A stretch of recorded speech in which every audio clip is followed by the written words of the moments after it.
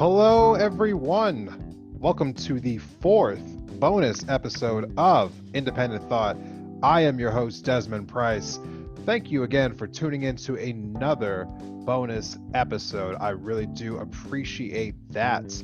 This episode was not supposed to be a bonus episode, unlike the previous three. We had some technical difficulties with this episode in particular, so we had to unfortunately record it after the original time that we met to record. So this is a continuation of the conversation that we had in the episode, season 3, episode 8, titled Multiple Perspectives. I had on guests Hunter Coleman and Lloyd Ogden in the first segment of that episode. We have the continuation of that conversation for you now in this bonus episode. Now, one of the reasons why we had these subjects brought up for this particular episode was that I did have people reach out to me on Instagram and ask me some questions about how I felt about certain subjects. And so I decided to answer them in the episode. So for those of you who asked those questions, you know who you are. This episode really is for you. And for those of you out there who might be interested in having your questions answered by me in a future episode, make sure to reach out to me on Instagram at Independent Thought. You can always DM me and share your feelings about things going on in the news, episodes that I've covered, and tell me about some topics that you might want me to talk about on the podcast in the future. So with that being said, thank you to everyone who has subscribed to the podcast already. It is very much appreciated. And next week is our 50th episode. So if you would tune in for that as well, it'll be a very special episode. I will see you all in the next episode. For now, enjoy this bonus content with myself, Lloyd, and Hunter.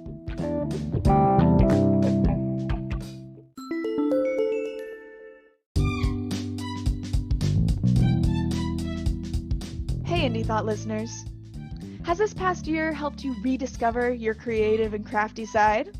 Well, then you're going to love our sponsor for today's episode. Bathing Beauties Beads is a full-service bead shop in the heart of downtown Missoula.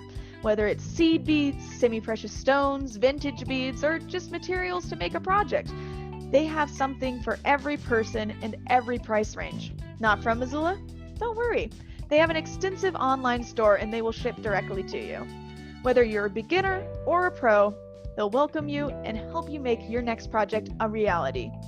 You can find them online at Bathing Beauties Beads on Instagram and Facebook, or at bathingbeautiesbeads.com.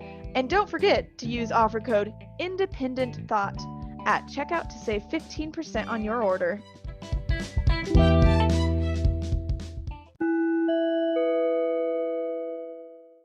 Welcome back from the break, everyone. Thank you for sticking with us at Independent Thought. If you have not already, please subscribe to the podcast. It is the best way to keep up with the episodes as they come out, because sometimes there are more than one episode that will come out in a given week. You might be listening to a bonus episode right now. Also, if you're trying to keep up with the inner workings of the podcast, the best place to follow me or the podcast is on Instagram at Independent Thought. I post things to my story daily, so that is the best place to keep up with the podcast. Now, before we went on to the break, we were discussing the $15 an hour minimum wage debate and the fact that the Democrats, in order to try to pass the $15 an hour minimum wage, are going to try to add it to a budget reconciliation process to avoid the filibuster. Now, the filibuster is something that I have been getting people asking me about my opinion on this. There was actually one person in particular who approached me this week on Instagram and asked me if I would give my feelings on the filibuster. You know who you are if you're listening to this episode right now. So yes, I have heard the different takes on the filibuster. And so I wanted to give everyone kind of my points of view, and we're going to hear from Hunter and Lloyd here in one moment. But first, quick little bit of history on the filibuster itself. It was not originally a part of our Constitution. However, it did make its way into the Senate proceedings in the early 1800s, where it was used a lot before and after the Civil War. Apparently, there was some conversations that it was also one of the catalysts for a lot of tensions in the Senate leading up to the Civil War. However, over the time frame in the 1800s, lots of senators have tried to get rid of the filibuster, but whenever that would happen, someone would just filibuster the proceedings to get rid of the filibuster. So the filibuster never went anywhere. And so what is the filibuster for those who don't know? Basically, it says this. Whenever you have a bill come into the Senate, it must be debated before it can go to an actual vote. And if a member of the Senate decides that they don't want to end a discussion, well, then the bill will never have a chance to get voted on and it just gets killed. It's a really stupid procedure, but it is what it is. It's what we're currently dealing with. And so the only way to avoid this is to get 60 senators to agree to end the discussion. And if you cannot get 60 senators to agree to end a discussion, then a legislation is considered filibustered. And so right now, the Democrats are trying to package in this $15 minimum wage into their $1.9 trillion omnibus plan through budget reconciliation to avoid this filibuster attempt from the Republicans, because they do not believe that they can get 10 Republicans to go along with their COVID relief plan. So now let me open up the floor really quickly here. I'm going to start with Lloyd. What are your feelings on the filibuster? Do you think that this is an appropriate tool for the Senate, or do you think that we should abolish the filibuster? I think personally the filibuster is it's pretty silly. The idea that the filibuster is great. The idea that you need more than just 50% to get along to me is awesome. I mean, it's like your kids, right? You want them to get along. You want people to have a good relationship. And again, in the past, this was never really an issue. There were times where it was an issue. It was never used this perversely in the past, right? When a bill was sponsored by a Republican going way back, you would see Democrats, vote on that bill, vote yes on the bill. Sometimes you would see, and that was the case for Democratic bills too. Republicans would vote yes on that. And as time goes by, from the 1800s on, time goes by, those votes start to drop and drop and drop to the point where, for the first time in history, it's probably a handful of years ago, there was a session of Congress or a year where there was not a single vote from a Republican to a Democrat bill or a Democrat to a Republican bill. It was completely separated. And we've just never seen that before, right? And that the idea of that is wild to me, that we're so partisan that this 50% majority, you can just cram through anything you want because you have the votes. That's silly to me, right? I don't like the idea of that. But it's also worth mentioning too, like the filibuster is established by, right, the outgoing House majority and then the outgoing majority and the incoming majority, right? They make a deal. They set the rules of Congress for that session, so they can say no filibuster, but they can also, when the next session of Congress comes in, the majority can just reestablish that, right? If they had the power to. So a lot of context here, but yeah, I am against the idea of having 50 votes with a tiebreaker be the deciding factor in legislation. That sounds scary to me. Like, people I don't agree with, I wouldn't want them having that power. So I don't want the people I do agree with to have it either. So, really quickly before we bring Hunter in here, I want to just let everyone know, just for the little behind the scenes action. This is actually the third time that we've tried to have this conversation, and your host here, Desmond Price, just accidentally did not hit the record button like an amateur. So this is actually the third time that we're having this conversation about the exact same thing because, well, we're trying our best to do our take 3 here, right? So Lloyd already gave away all of the ending notes from our first take. Thanks, Lloyd. Yeah, I'm sorry. I was refining it. It sounded crisper the third time, That's because you already knew everything that was going to be said. You're like, I'm just going to get it all in. So, all right, I guess we're gonna improvise off that a little bit here. So Hunter, really quickly, come on in. Tell us, what are your feelings on the filibuster? Do you think that it's a good thing in the Senate? Do you approve of it, disapprove of it? Tell me your thoughts.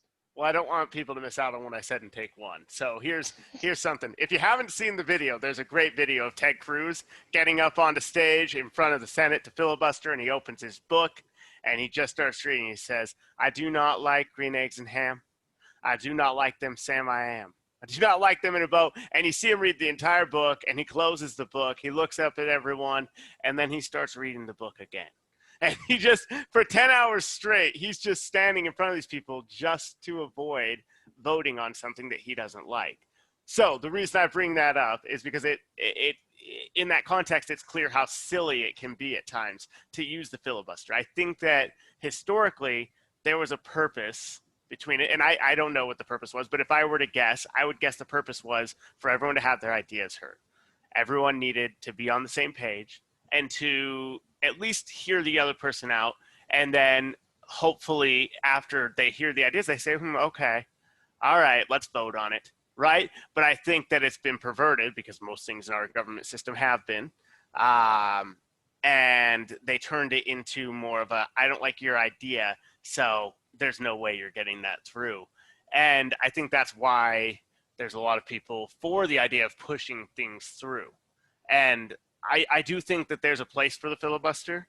I just think we have to figure out a more sophisticated way of using it, because it's totally not okay to prevent probably if there's a party in power, that means probably about a little bit more than half the country agrees with them. And I don't think that we should have policies that only 50% of the country agrees with. So that's, again, why there should be a filibuster. But there's a lot of times where people are against ideas that actually are very popular, and they hold those up. An example being this 1.9 trillion package with, in particular, I don't know what percentage of the population, I'm going to guess like 30% of the population is like, no, we don't want any money. But there's a lot of people out here just waiting, like, geez, can I get my $1,400? That would be great anytime now. So I'm okay with budget reconciliation for that. And can I interrupt you again really quickly here? I'm trying to recreate the first take magic. yeah, go for it. I'm always like blown away by people who tell me that they don't want a stimulus check. Like I've heard some people say that, like, oh well, I just don't even want that stimulus check. And it's just like, why wouldn't you want a stimulus check? Like, it doesn't make any sense to me whatsoever. Even the most conservative person who says like, oh, taxation is theft, it's like, why wouldn't you want the government to give you your money back? Like, that is what that money is. That is tax money. That's tax revenue. Like, why wouldn't you want them to give you your money back? I can't even fathom where that thought would come from. Well, and the only thing I can think of on that is that they just listen to people on TV that parrot out a bunch of things that they don't really understand. The people listening, they're hearing, oh, well, this is what happened to other countries like Venezuela and shit. And they always go off of that. They just pretend that that's a fact. And then they start parroting these things back out that actually don't reflect their own interests. But they look at the guy on TV that has way more money than they would ever know what to do with. And they say, oh, yeah, I'm sure he has my best interest at heart.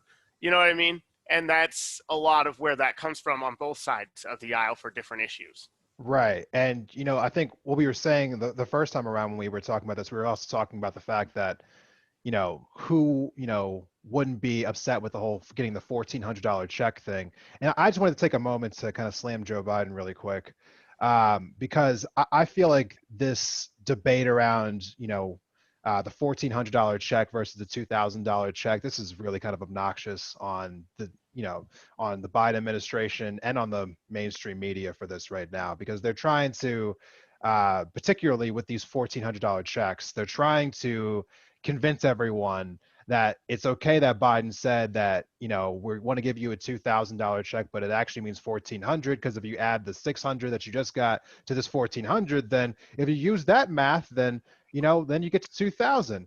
And I just want to point out that if you take the $600 that you got from the Trump administration, so it didn't even actually come from you, Biden, and you add it to the $1,200 that you got back in April of last year, then all Biden really has to do is give us $200, and that's a roundabout way to get to $2,000 as well, because that's math, right? Now, this is a stupid thing. Like, Biden's trying to gaslight the American people into thinking that he said something that he didn't say. And maybe, you're asking yourself, Desmond, why make a big deal out of $1,400 and $2,000 that's still a stimulus check? Well, the difference being the $600 was a really big deal for a lot of people a few weeks ago. So let's not act like that doesn't matter. And it's just the principle of the fact. You said you were going to do it, so just do it. Like, why backtrack? There's no reason to backtrack. Like, you have all the power in the world to put this in the bill. Just put it in the bill. So, sorry, I had to rant about that for a second. No, you're good to go. We also know it's possible too. So, Biden Biden's a clown for this. This is a really dumb thing to die on a hill for. You know, like, you're already spending 1.9 trillion. And the only increase that people are asking for are direct checks. And of all the things that are in the stimulus package, it is the most universal thing. So it affects the most amount of people, does the most amount of good. Everything else in the bill is very targeted, you know, but everyone under 80K gets one of these checks. I just don't know why you wouldn't fight for the most universally good thing in the bill. But anyway. Well, if you really think about it, you know, if you consider the 1,200 plus the 600 plus tax credits that you got last year on your tax returns, you actually owe him $1,000. Yeah, right. Yeah.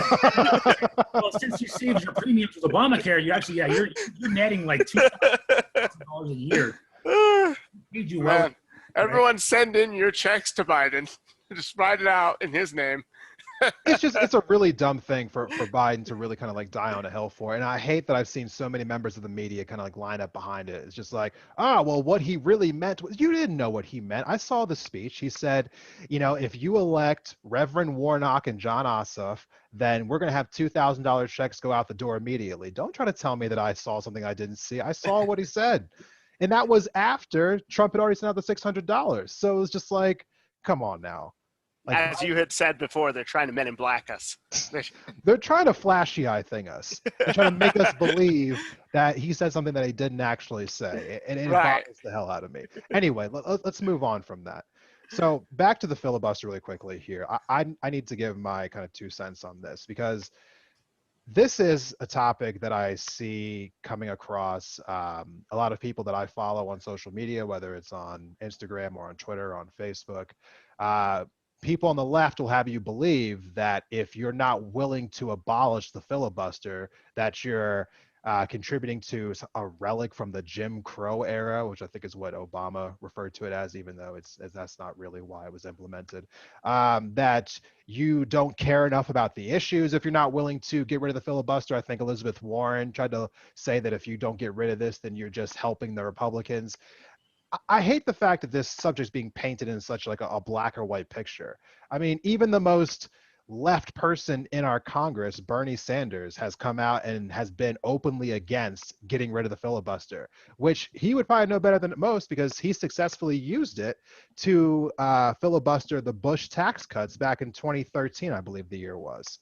So he would know better than anyone that this is not something that you just want to get rid of.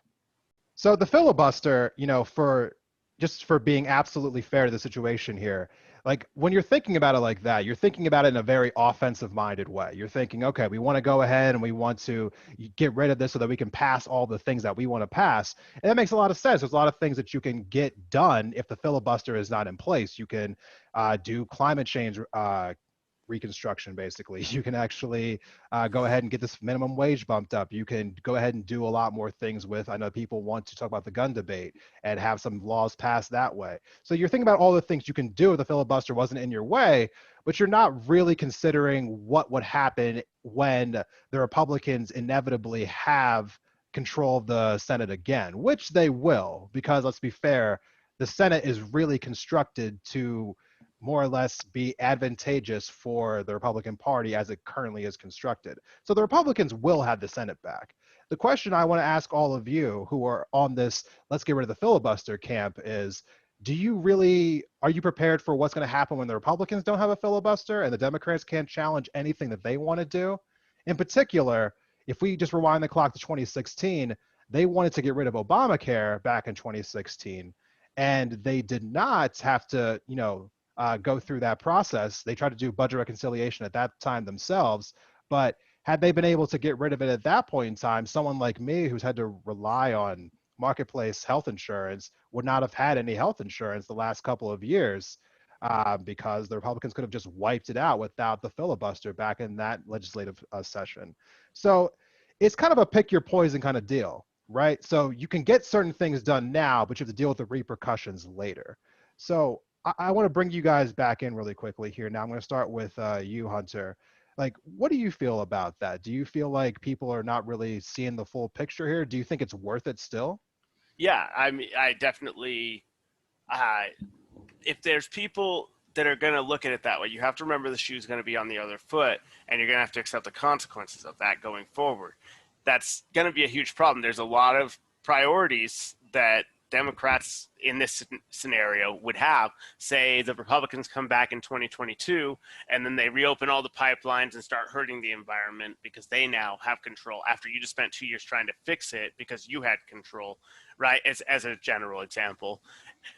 And then they do all these things. One, it's counterproductive. They're just tearing down everything you built. And two, it doesn't have any staying power. No one has any staying power in that scenario. If you have these votes have to be more bipartisan, when something's passed, it's harder to overturn later in the future. So the shoe on the other foot kind of thing is super important there. And I do think, to steal some of Lloyd's points, because he did it to me, he brought up that you could change it and then change it back. The thing is once one party does it, it's going to become like, you did it, so I'm doing it kind of thing. So if you take the filibuster out one time, there's at least going to be 4 or 5 sessions in a row where they don't bring that filibuster back in before someone noble, a whole Senate noble enough to say, you know what, we should have kept the filibuster. This was a bad idea. I don't know if that would ever happen once you actually let that out of the bag. Yeah. Now, Lloyd, go ahead and jump on in here. Like, what are your thoughts on this? Do you think that, the filibuster should stay? I mean, should it go? I mean, what are we going to do with this thing? I mean, because it is an issue, I feel like. It's just a matter of what we want to do with it. It should definitely stay. Like you said, you don't want to give that to the other team, right? There eventually will be a bad team, right? I don't know whatever side you think is the right or wrong side, but there will be a side that does something inappropriate, and you don't want that to be. You want that to be audited of some sort. So yeah, the filibuster, it has to stay, in my opinion.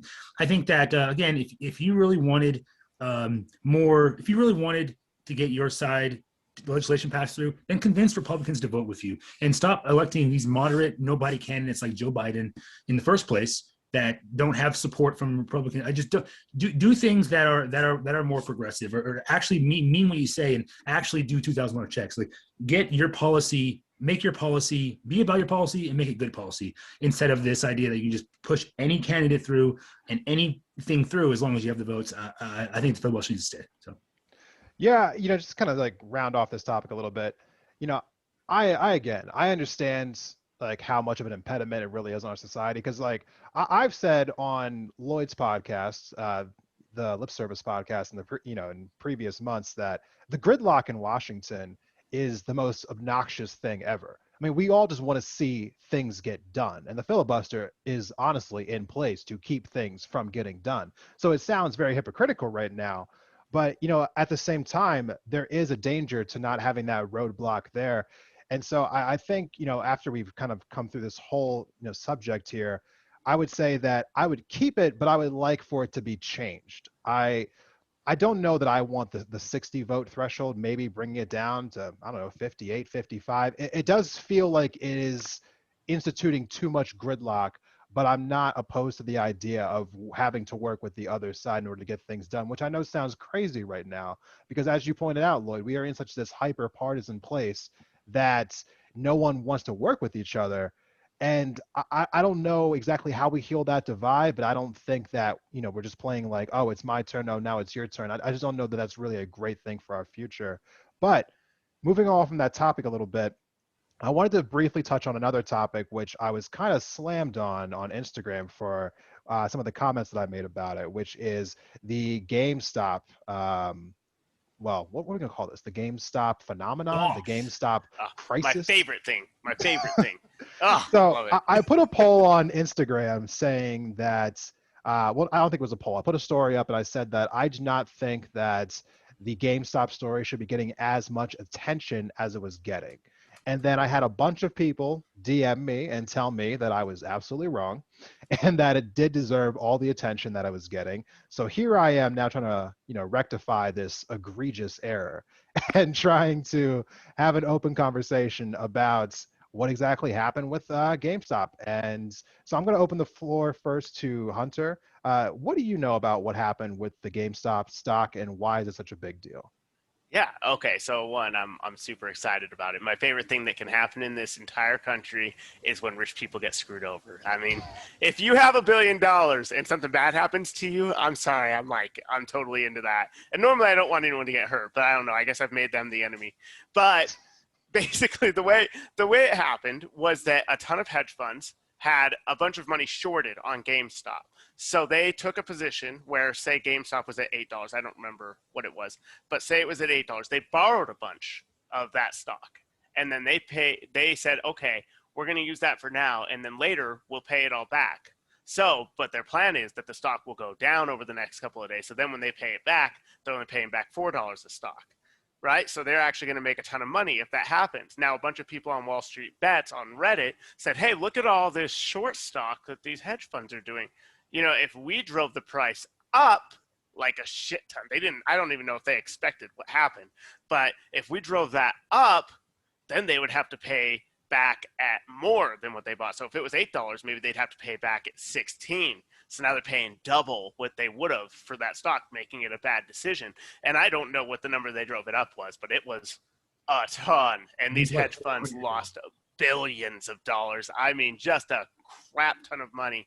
And I couldn't be happier about that personally.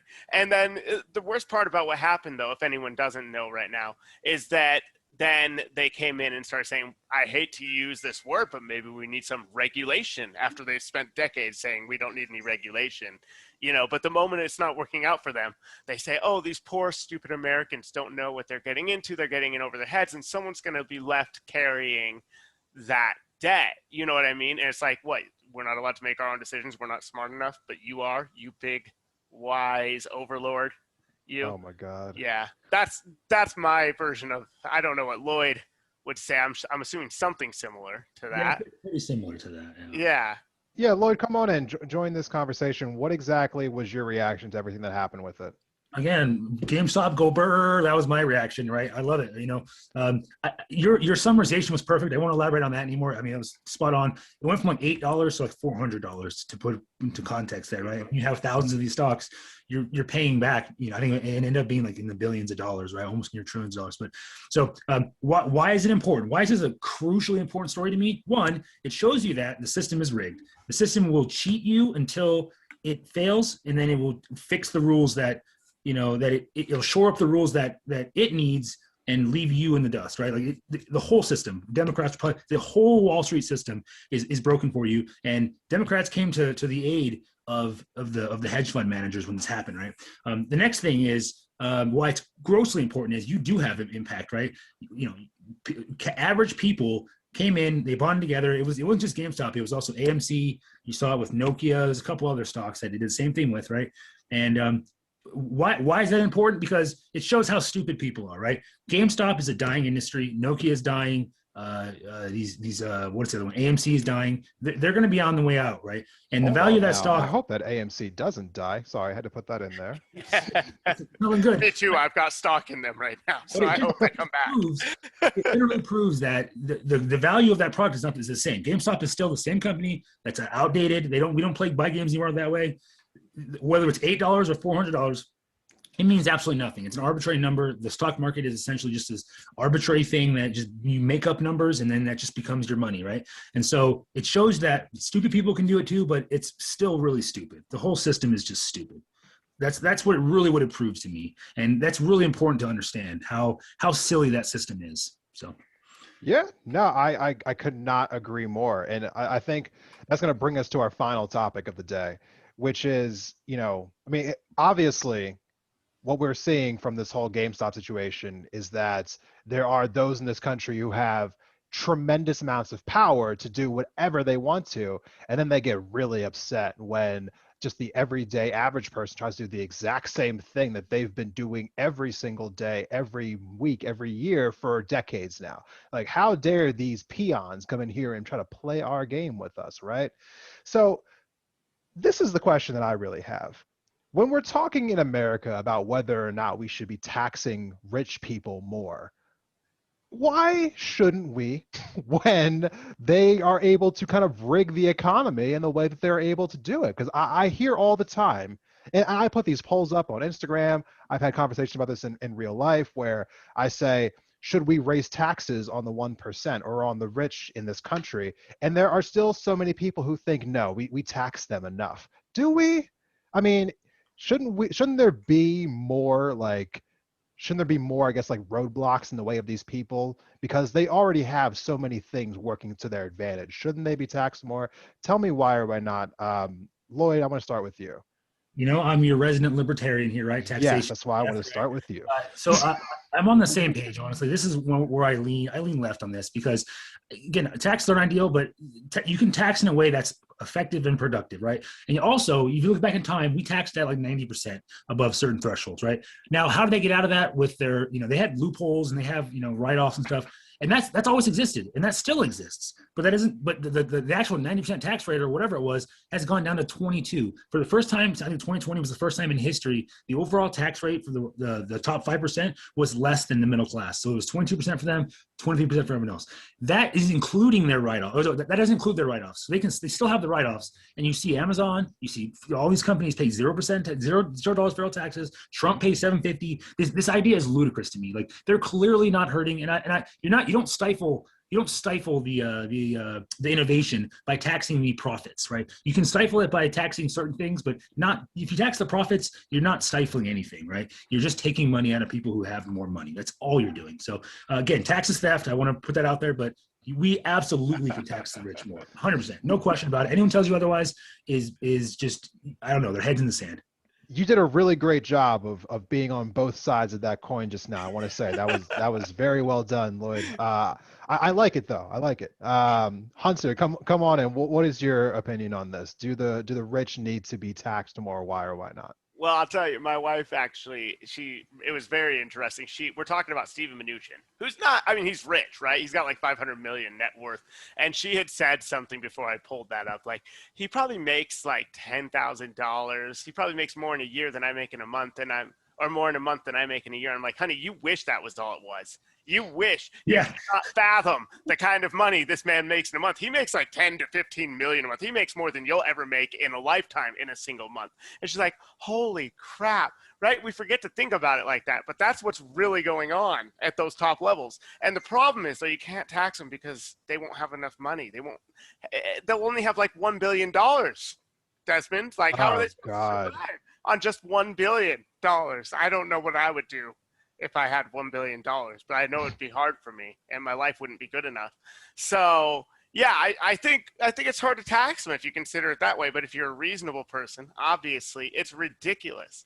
It's absolutely out of control. The wealth inequality in this country is the biggest issue we have. I think it's easily the biggest issue. If we got that under control, and we said, okay, listen, you got $1 billion. Congrats, you won. You win the game. Monopoly is yours. Okay, you take your board, go home, and give us the rest. Okay, seriously, it's out of control. You don't need that much money.